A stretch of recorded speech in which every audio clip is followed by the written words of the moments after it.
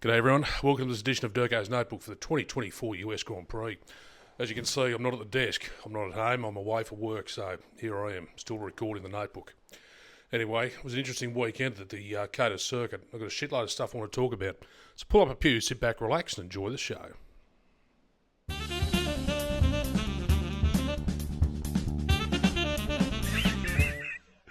You wouldn't fucking read about it.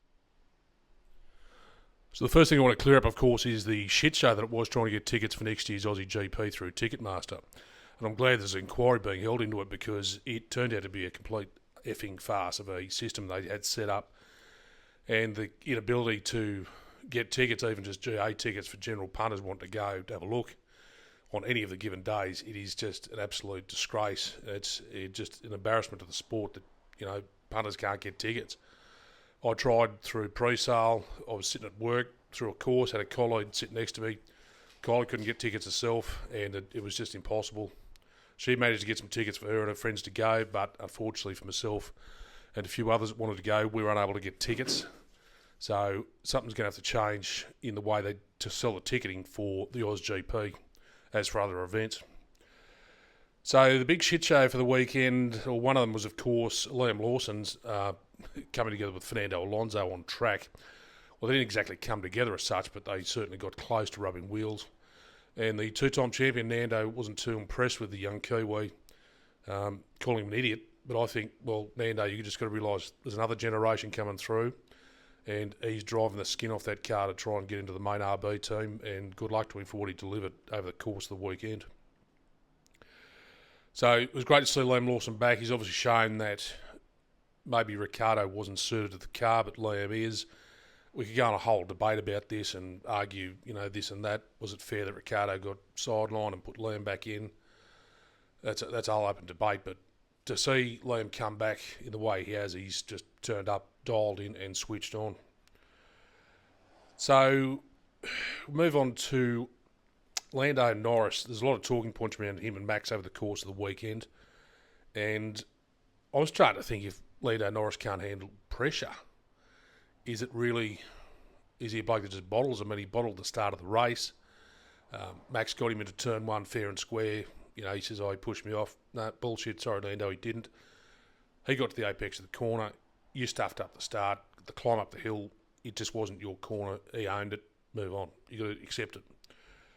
The race was interesting.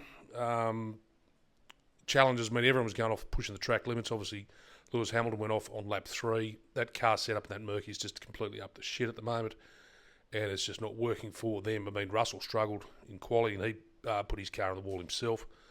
But I think it's the end of an interesting romance between Lewis Hamilton and Mercedes, and I don't think much love lost there, especially with his early departure, saying he was going to Ferrari. But on obviously lap 52, the big discussion was around Max Verstappen as he came into the left-hander. Now, you can see from the onboard and the track circuits, the cameras, that clearly Max has gone into that left-hander hot, and he's still trying to claim his position on the circuit, fair and square. And I'd say that he's got very slight understeer into it. Norris thinks he had him around the outside of the corner and that Max pushed him off. I disagree with that.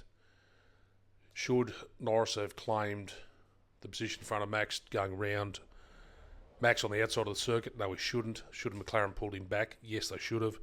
Was the 5-second penalty fair? Yes, it was. Was it handed out appropriately within a reasonable time frame? Yes, it was. Do I have an issue with it? No, I don't. I think McLaren have got to go back to the 2024 sporting regs and have another look at them and say, yep, okay, we made a pretty shit decision. We should have called Lando and said, mate, you're on the phone, hello, you there? You got to give the place back. It's just, you can't overtake that far out in going into a corner.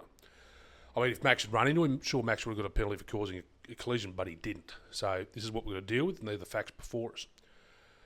Obviously, McLaren rolled a dice on that decision and lost. So that's on Zach Brown, that's on Andrea Stella, that's on any number of figures at McLaren that they did that.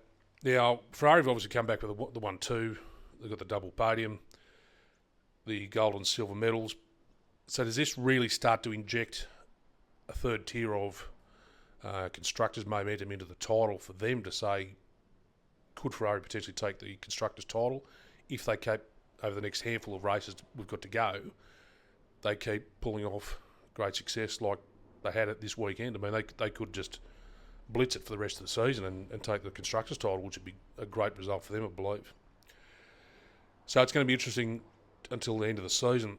Now, obviously, Lawson's got a big tick. Yes, he's done well. He's planted himself in that car and done well. But I've got to also give bigger credit, I think, again to Colapinto. He's really delivered for Williams. You know, he's come back with a point. He's beaten Albon, and he's starting to claim why potentially Audi or Sauber for next year, well, Hulk's there until they become the Audi brand, shouldn't potentially look at taking Colapinto on because they haven't signed up a driver yet. And I'm sure if they'd replaced Sargent earlier with Colapinto, they maybe not have signed signs for next year, and they could have just put Albon and Colapinto in, or speared Albon and put signs and Colapinto in and had a really good driver lineup. But that's hypothetical.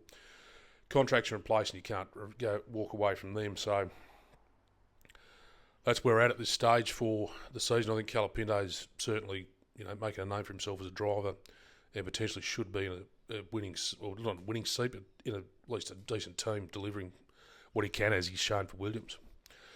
So anyway, that's it for this edition of DURKO's Notebook for the US Grand Prix, and I'll be back home next week at the desk again, not sitting in this shitty old garage doing the notebook, but I'll be back at the desk next week for the Mexican Grand Prix, I should say. Until then, thanks for watching. Bye-bye.